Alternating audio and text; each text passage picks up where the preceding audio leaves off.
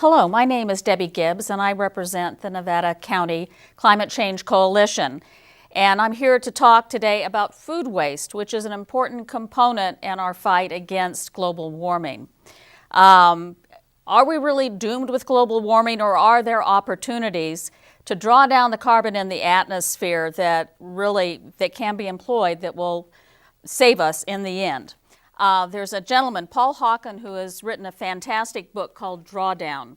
And in this book, Mr. Hawken talks about the various initiatives and solutions that we can use in order to not emit as much carbon as we're currently emitting and perhaps resolve the whole climate disruption problem.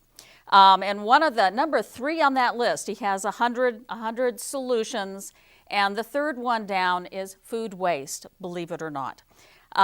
If we reduced food waste by 50% worldwide, we could avoid over 70 gigatons of emissions. 70 gigatons, that's a whole lot of carbon. And actually, I was surprised to learn that food waste can sometimes be more effective even than the more popular solutions like solar panels and electric cars. Right now, 1/3 of the food in the world does not make it from the farm to the fork. 1/3 of the food, that's an awful lot.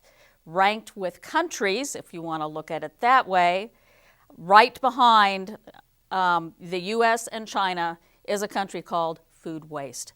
So obviously, food waste really enters largely into the problem in terms of global climate change.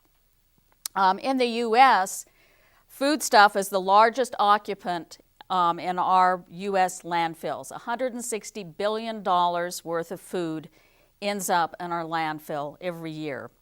And that's whilst 800 million people worldwide are going hungry. So obviously that's a major problem from a humanity standpoint, as well as contributing to climate disruption. When you think about it, uneaten food results in seeds that aren't used, with water that's used that we could have saved, with energy that's used, that's land that's used, fertilizer, and human labor. So we have many, many reasons for cutting down on our food waste. And this is something that can be enacted in terms of all of the people who are in the food chain one way or another. Our farms, of course, can do a better job in terms of storing food and making sure that unused food goes to the needy.